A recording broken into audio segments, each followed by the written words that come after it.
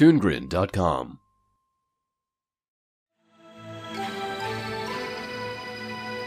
Long ago in a distant land, Aku, the shape-shifting master of darkness, unleashed an unspeakable evil. But a foolish samurai warrior wielding a magic sword stepped forth to oppose him. Before the final blow was struck, Aku tore open a portal in time and flung the samurai into the future, where his evil is law. Now the samurai seeks to return to the past and undo the future that is Aku.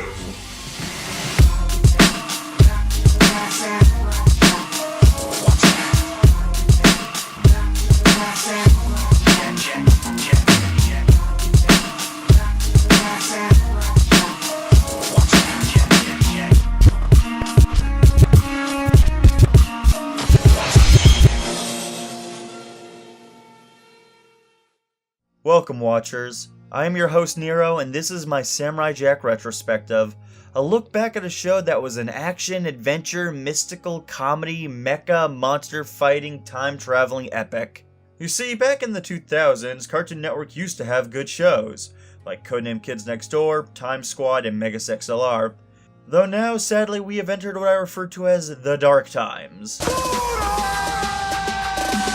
Scoot your booty, that booty, and I do the booty scooty. Scoot your booty, that booty, and I do the booty scooty. Scoot your booty, that booty, and I do the booty scooty. Scoot your booty, that booty, and I do the booty scooty. While Cartoon Network shows of the past have been unfortunate enough not to receive proper DVD box sets, Samurai Jack was part of the elite few. Not only did this lone samurai get DVD releases he so richly deserved, but now Jack gets a revival with more mature themes brought to us by his original creator, Genndy Tartakovsky, and set to debut on Adult Swim March 11th, 2017. So let us celebrate and reflect. It has been 11 years since the man of the past did battle with the Shogun of Sorrow, and it is time once more for the samurai to take up his magic sword and complete his journey started in days long past.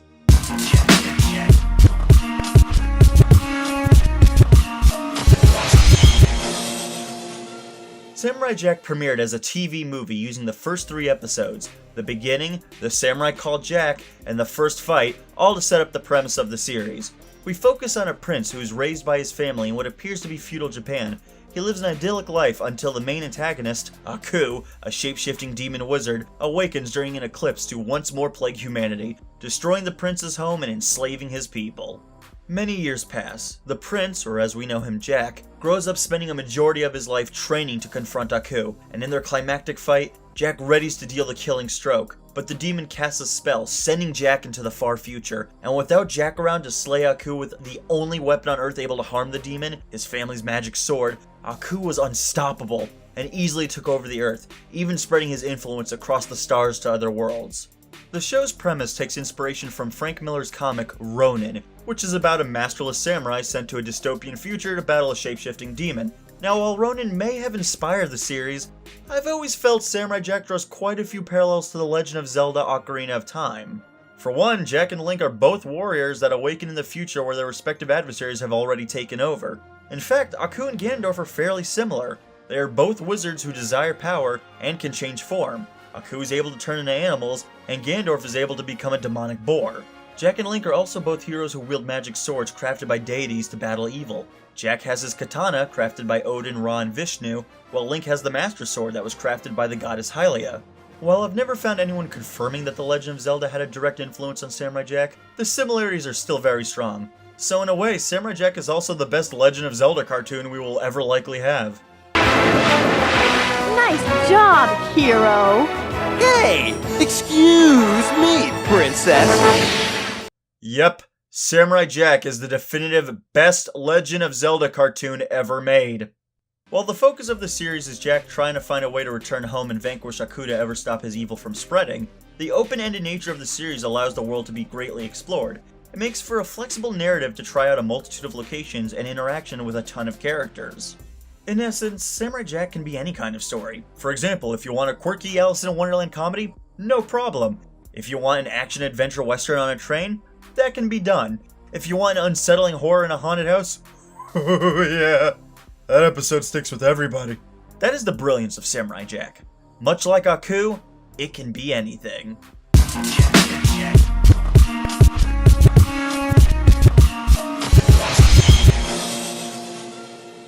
When it comes to Samurai Jack, there are a ton of characters spread across the 52 episode run. One criticism I do have is that some of the characters are really fascinating, but then never come up again. I personally favor the Imakandi, a race of hunters from space who pride themselves on the glory and chase of their prey, and the Guardian, who played a pivotal role and never came back or went anywhere with that story plot. Since the show has a lot of characters and most of them are one-shots, it would be almost sort of fruitless to go over all of them, and kind of take forever really. I can, however, discuss the most important characters to the series.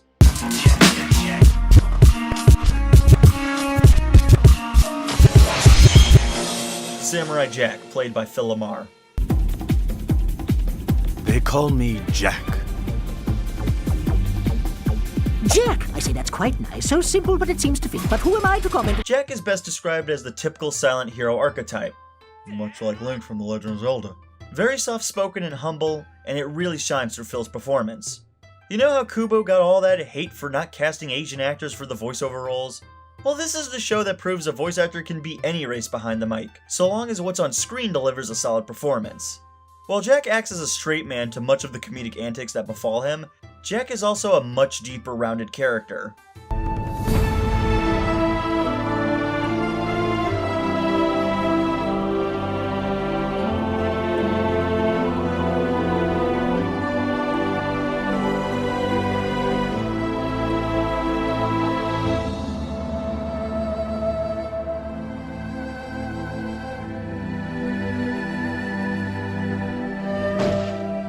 My home.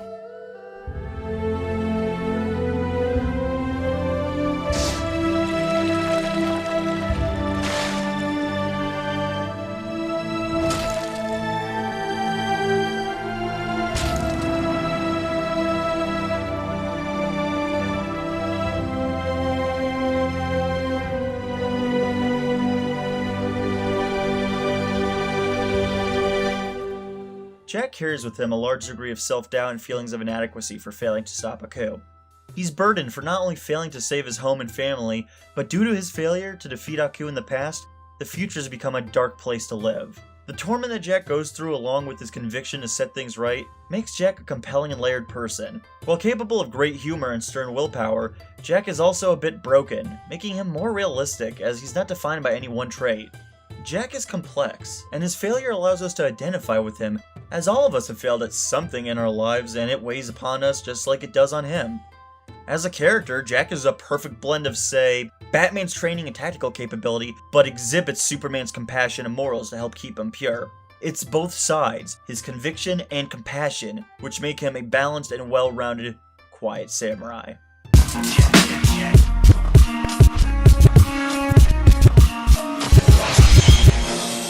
Aku, played by Mako Iwamatsu.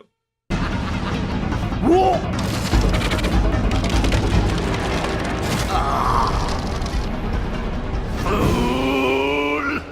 Nothing of this world can harm me, for I am Aku, the Shogun of Sorrow. As the shape-shifting demon, Mako proves his acting range so much, as Aku is so delightfully over the top. Aku is a very fun character, and really is the perfect polar opposite of Jack, where one is kind, the other is cruel. One is humble, the other arrogant. It's very much yin and yang. This cartoonish dichotomy of our antagonist and protagonist virtues is fantastic, with Aku standing out with his immense range of emotion compared to the usual calm nature of Jack. But because of their extreme virtues, while Jack comes off as a stoic real person, Aku revels in his over-the-top emotions. He's more hilarious evil, almost Saturday morning cartoon kind of evil. Basically, he's like an internet troll before that was even a thing. Now, just because Aku is capable of being a comical jerkwad, that doesn't mean he isn't able to be a genuine threat. Aku is pure evil. He enslaves people, causes mass genocide, and takes great delight in simply making other people's lives wretched.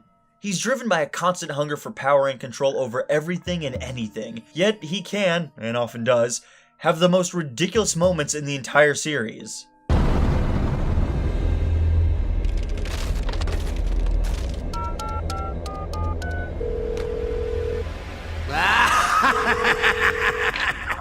Yes, I can hold. Yes, I would like to place an order for delivery. Aku. I think I'm in the computer. Yes, that's it. I'd like a large... What? Huh? Extra thick. 30 minutes, oh, it's free. Excellent!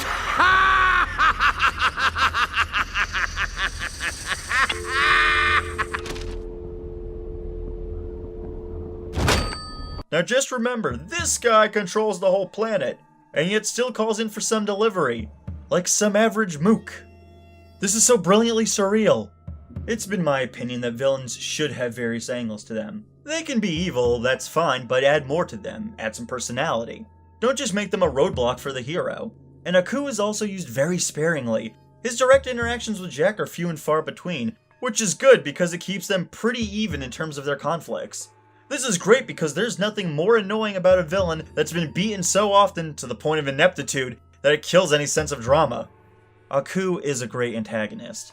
By being used sparingly, giving him a puppet master motif, having him hold his own in a confrontation, and writing him to be both boisterous and entertaining, the writers negated the worries of him being nothing more than just a narrative obstacle. With his humor and his interaction with others, it ascends Aku to becoming, in my opinion, an animated antagonist icon. I am Aku. This world is Aku, and everything in it is Aku.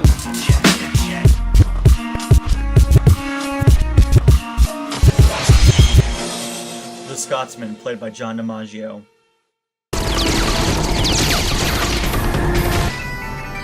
Remember me? This character is without a doubt not only my favorite of the series, but one of my all-time favorite roles portrayed by John DiMaggio. I love the Scotsman, and he's used sparingly, only appearing in 4 episodes out of the whole series, making him one of the most frequent returning characters of the show. My reason for loving this character, aside from him being used sparingly, making his appearances a rare treat, it's that he develops with each appearance. At first, he's just the stark opposite to Jack. Jack is quiet, calm, and humble, while the Scotsman is loud, temperamental, and a braggart, and the writers could have left it there. But eventually the Scotsman befriends Jack, showing a mutual respect and a fun rivalry, where the two really complement one another. Both are great warriors that are hunted by Aku, and are a bit out of time with the world, Jack being in a literal sense, and the Scotsman is arguably by choice since he hails from an old-timey castle in the Highlands. And much like Jack's magic katana, the Scotsman brandishes a powerful magic claymore that is indestructible, even to Jack's mightiest strike.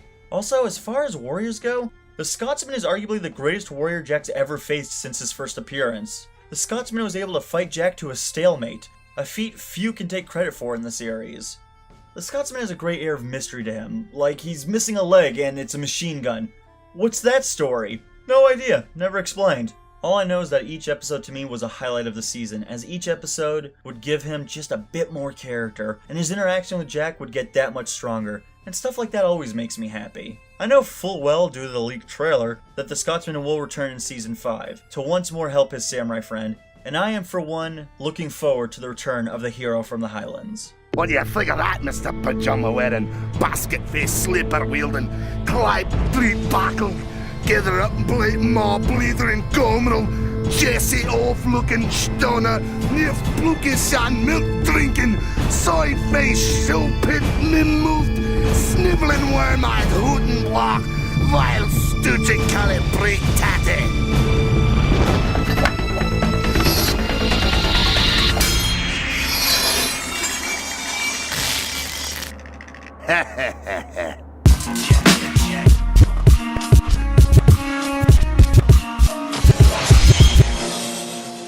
In terms of animation and design, I've felt that there's nothing like Samurai Jack. Oftentimes, growing up, cartoons were loud and colorful distractions, but one show exceeded expectations of what many think a cartoon is and what it can be. Gendy and his team managed to take an animated television show and elevate it with the idea that each episode can feel like a movie. Making great use of color, shape, and choreography, they made a show with flat character models pop against beautifully painted backgrounds. Samurai Jack was a show that made great use of the silhouette test, a practice where character designs are done so that each character should be so distinct that you can identify them solely from their silhouette, and Samurai Jack does that really well. In many ways, Samurai Jack felt like the predecessor to other great cartoons. For example, Avatar: The Last Airbender, with its use of Asian culture and basing action off of real-life martial arts. To accompany its visuals, the show made great use of sound. Often there was very few scenes of spoken dialogue. Jack himself would often be silent, while other characters would do the majority of speaking. A great portion of Samurai Jack is dedicated to convey a narrative, with little to no dialogue, and to simply allow the visuals and music to guide you along for a story.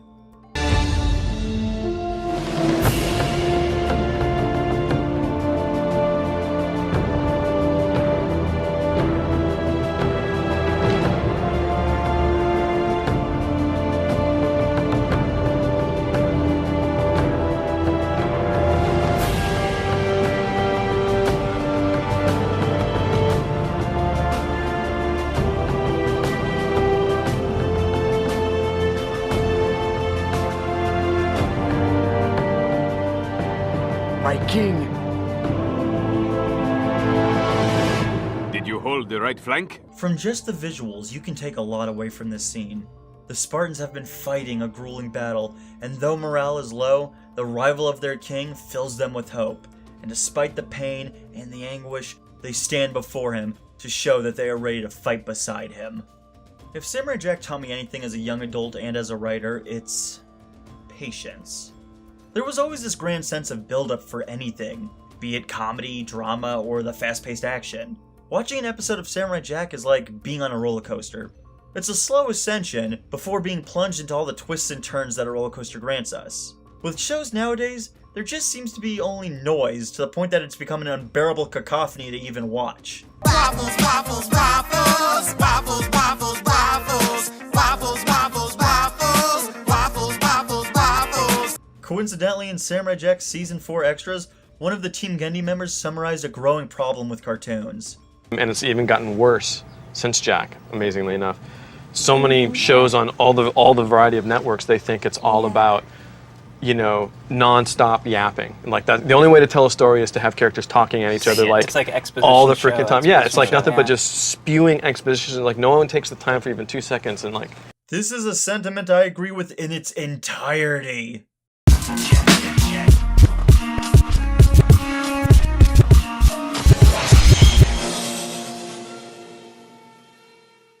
Samurai Jack is a series that seems like a rare blend of visual, music, and story that all but seems foreign to cartoons nowadays. That isn't to say there aren't good cartoons around, just that they're few and far between.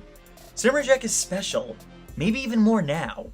Some newcomers may look at this video and simply think Samurai Jack was just an action show. But it was more than that. Yes, it had great action, but it also had great comedy, a great drama. It was a show filled with everything and anything. It was a show of pure imagination. I hope that another show will someday allow a new generation to learn the importance of patience in story and visual arts. And though nowadays, cartoons are a bit more irksome than I would like, I still have hope that there is another animated show like Samurai Jack that is quite the gem.